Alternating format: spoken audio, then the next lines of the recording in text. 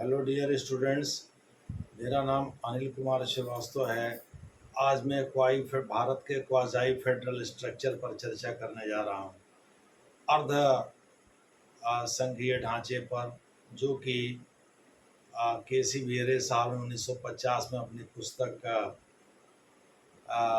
Modern constitutions में लिखा था। दूसरे शब्दों में, के सी वीरे साहब ने मॉडर्न कॉन्स्टिट्यूशन नामक अपनी पुस्तक में भारत को एक क्वाज़ाई फेडरल सिस्टम करार दिया है। एलेक्जेंड्रोविच ने इसका प्रतिकार किया है, इसको नकारा है। डी डी बसु साहब ने भी इसको नकारा है।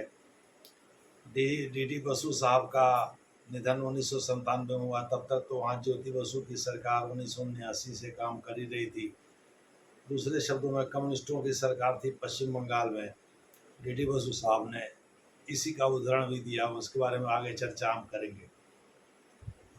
तो अमेरिका को बेंचमार्क मान करके, यानी उसको आधार मान करके, अगर हम भारत के फेडरल ढांचे को देखेंगे तो काम नहीं कर पाएंगे, या आगे बात नहीं कर पाएंगे।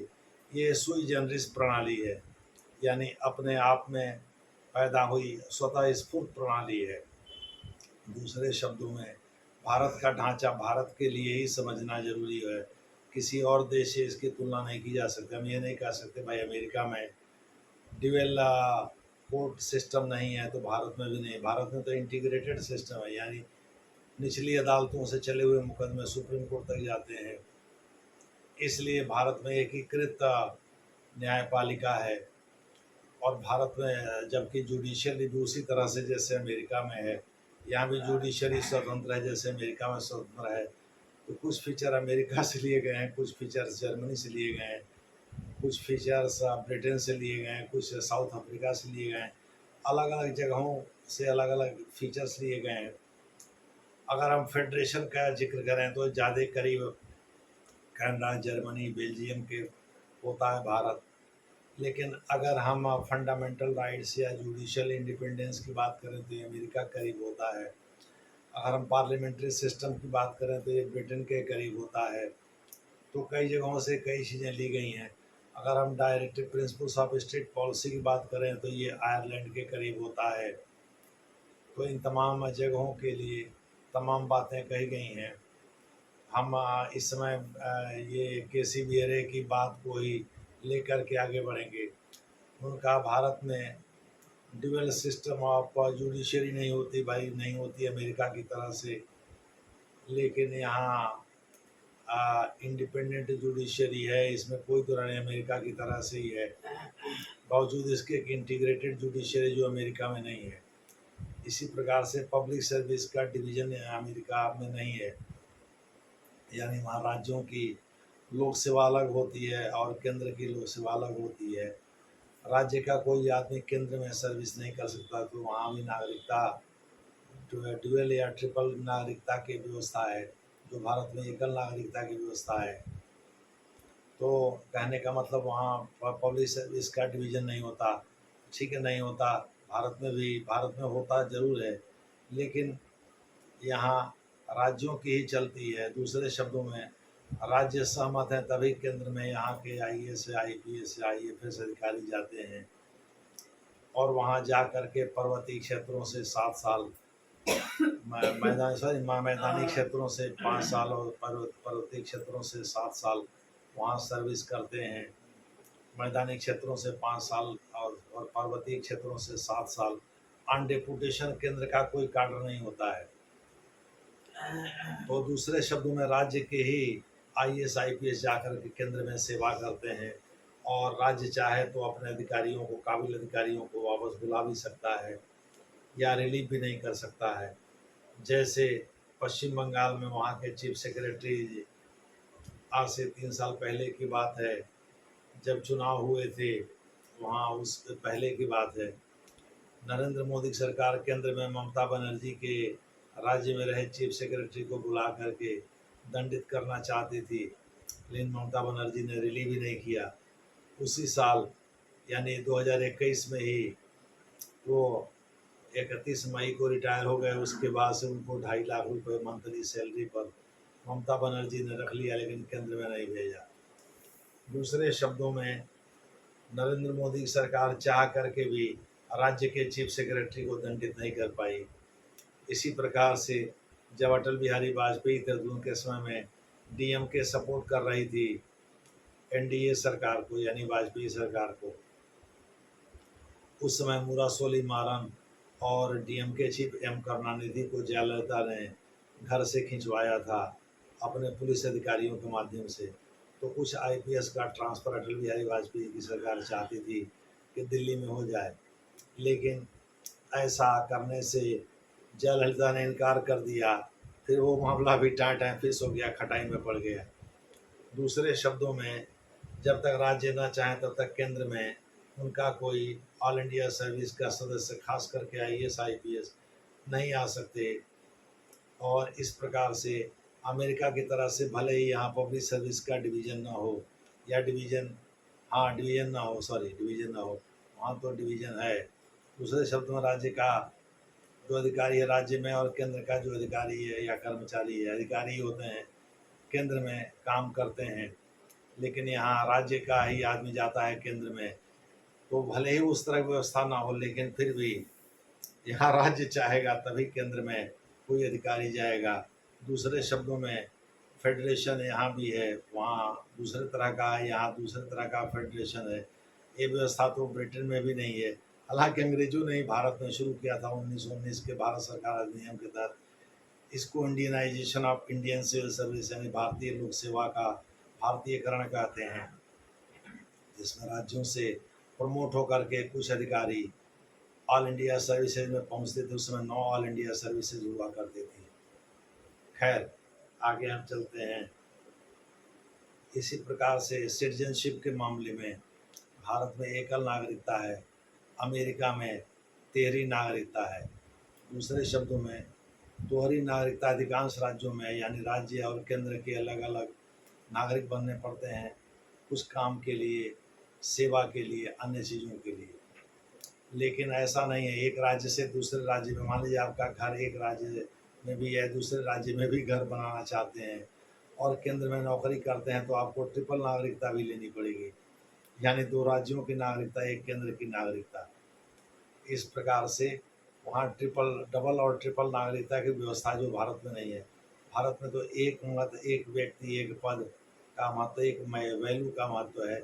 जैसे राष्ट्रपति चुनाव में जो रिक्शा चलाने वाला है, उसके द्वारा चुना गया जो विधायक है या सांसद है, वह भी भाग लेता है। और या सांसद के चुनाव में रिक्शा वाला सीधे भाग लेता है। दूसरे शब्दों में, भारत के राष्ट्रपति के मत का मूल्य अगर एक है, तो ये रिक्शा वाले के मत का मूल्य भी एक है। अगर भारत का राष्ट्रपति किसी सांसद के चुनाव में भाग लेता है, तो रिक्शा वाला भी भारतीय संसद के सदस्य के चुनाव में भाग लेता है, लोकसभा सदस्य के चुनाव में भाग लेता है, और उसके भी मत का मूल्य एक है, भारत के राष्ट्रपति के भी मत का मूल्य एक है। इस वजह से यहाँ एकल नागरिकता रखी गई है। अमेरिका में चूँकि व्यवस्था ही अलग है, इस वजह से वहाँ ट्रिपल नागरिकता तक की व्यवस्था है। दूसरे शब्दों में, कोई व्यक्ति जो है एक से अधिक मकान अगर बनाता है, एक से अधिक राज्य में है, तो उसको अलग अलग राज्यों की नागरिकता ग्रहण करनी होगी। पता चला उसकी बीवी के 2 राज्यों में, कहाँ एक राज्य में रहती हैं, एक राज्य में काम करती हैं, तो उस राज्य की नागरिकता तो चाहिए ही चाहिए। और वो खुद केंद्र में काम करते, उसके घर में आने लोगों को भी दोहरी नागरिकता मिल सकती है, और हो सकता है उसको भी दोहरी नागरिकता मिली हो।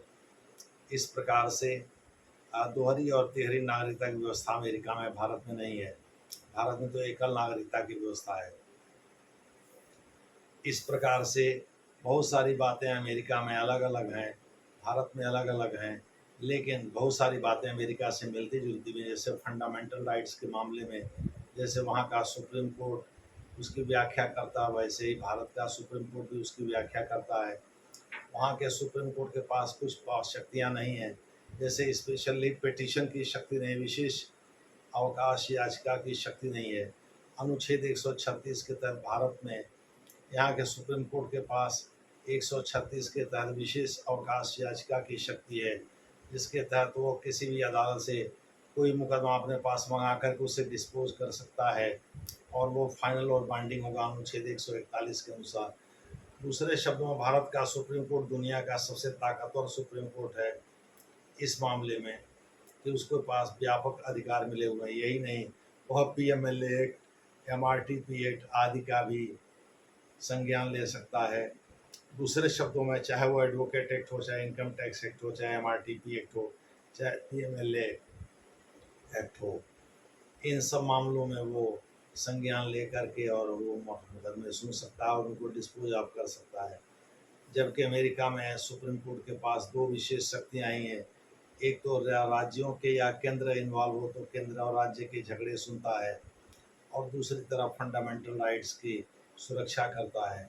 ये दो मुख्य काम हैं वहाँ के। कुछ छिटपुट काम भी मिले हुए हैं लेकिन वो इन्हीं दोनों में से कहीं न कहीं फिट बैठते हैं। तभी जा कर के वहाँ का अमेरिका का सुप्रीम कोर्ट, जिसको फेडरल कोर्ट भी कहते हैं, वो हस्तक्षेप करता है। दरअसल वहाँ सुप्रीम कोर्ट राज्यों में होते हैं। तो केसी वेरे साहब ने जो कहा है उसको अलेक्जेंड्रोविच और डीडी बसु साहब ने खारिज किया। हालांकि उसको सर आइवर जेनिंग्स ने समर्थन दिया है, ये कहते हुए एक भारत में स्ट्रॉन्ग सेंट्रलाइजिंग टेंडेंसी है। लेकिन वहीं ग्रैनविले ऑस्टिन जो कि एक अमेरिकी संविधान विशेषज्ञ रहे हैं, अभी हाल में कुछ वर्ष पहले ही उनका देहांत हुआ है। ग्रैनविले ऑस्टिन का कहना है कि भाई भारत एक कोऑपरेटिव फेडरलिज्म यानी सहयोगी संघवाद की रूपरेखा प्रस्तुत करता है, जो कि एक यूनिक सिस्टम है, जो कि एक विशिष्ट सिस्टम प्रणाली है और इस मामले में भारत की व्यवस्था थोड़ा यूनिक है। खैर, इन तमाम चीज़ों के बावजूद भी भारत एक संघीय ढांचा है, इसमें कोई दो राय नहीं। ये इसी को सुई जनरिस प्रणाली कहा अलेक्जेंड्रोविच ने, और डीडी बसु ने इसको इस बात से प्रमाणित किया है। उनके समय में तो पश्चिम बंगाल में ज्योति बसु की सरकार थी, ममता दीदी तो थी नहीं। 1997 में शायद उनका देहांत हो गया था। तो डीडी बसु साहब जिस समय जिंदा थे, कई टर्म वहाँ 1979 से ज्योति बसु सरकार चल रही थी। वही उन्होंने कहा कि अगर किसी को देखना हो कि भारत में कौन सी प्रणाली संघीय ढांचा बनाती है, उसका सबसे शानदार उदाहरण होगा राज्यों में परस्पर विरोधी विचारधारा वाली पार्टियों का सर्वाइवल। केंद्र में किसी और विचारधारा की पार्टी, उसमें कांग्रेस का बोलबाला था, और राज्यों में किसी और पार्टी की विचारधारा का बोलबाला है। इस प्रकार से राज्य में जो व्यवस्था है वो केंद्र से अलग है, यानी पार्टी स्तर पर, विचारधारा के स्तर पर, फिर भी राज्य में वो पार्टियां काम करती रहती हैं, चलती रहती हैं। दूसरे शब्दों में वो बताना चाहते थे कि भाई संघीय ढांचे का मतलब ये है कि परस्पर विरोधी विचारधारा की पार्टियां जो हैं राज्यों में रहती हैं, केंद्र में और विचारधारा की पार्टी रहती है, फिर भी राज्य की सरकारें चलती रहती हैं। दूसरी बात है, केंद्र सरकार ने कुछ मामलों में राष्ट्रपति शासन लगा दिया था ज़बरदस्ती राज्य सरकारों को बर्खास्त करके, और उसकी पुनरावृत्ति जनता पार्टी सरकार ने भी किया था 1977 में सत्ता में आने के बाद। लेकिन 1993-94 में एसआर बोम्मई केस में सुप्रीम कोर्ट ने फैसला दे करके इस मामले में बहुत सारा ब्रेक लगा दिया था। तो मोटे तौर पर मैंने 5 विद्वानों का जिक्र किया, केसी वेरे का जिक्र किया, जो कि भारत को क्वाज़ाई फेडरल समझने की भूल करते हैं और इसको मुख्य रूप से यूनिटरी यानी एक आत्म व्यवस्था ही बताते हैं, और उनको सपोर्ट करते हैं सर आइवर जेनिंग्स। लेकिन ग्रानविले ऑस्टिन जो हैं अमेरिकी संविधान विशेषज्ञ, वो भारत को एक कोऑपरेटिव फेडरलिज्म के रूप में देखते हैं। बने राज्यों के सहयोग बिना केंद्र काम नहीं कर सकता, और इसीलिए नरेंद्र मोदी डबल इंजन की सरकार बोलते रहते हैं। नरेंद्र मोदी कोऑपरेटिव फेडरलिज्म के समर्थक हैं, उन्होंने कई मौक़ों पर इस बात का जिक्र भी किया है। चौथे विद्वान हैं अलेक्जेंड्रोविच, जो कि केसी वेरे की बात का प्रतिकार करते हैं। ये कहते हैं भारत की व्यवस्था सुई जनरिस से, इससे दूसरे से तुलना नहीं की जा सकती। इसने अपने व्यवस्था के अनुसार, अपने परिस्थितियों के अनुसार अपनी व्यवस्था को अपनाया है। और पाँचवें हैं डीडी बसु साहब, जो कि अलेक्जेंड्रोविच को ही बात का समर्थन करते हैं और एक दो उदाहरण भी देते हैं। मोटे तौर पर आप कह सकते हैं इन 5 विद्वानों का जिक्र कर देने से भारत के संघीय ढांचे के बारे में आप आसानी से चर्चा कर सकते हैं। धन्यवाद।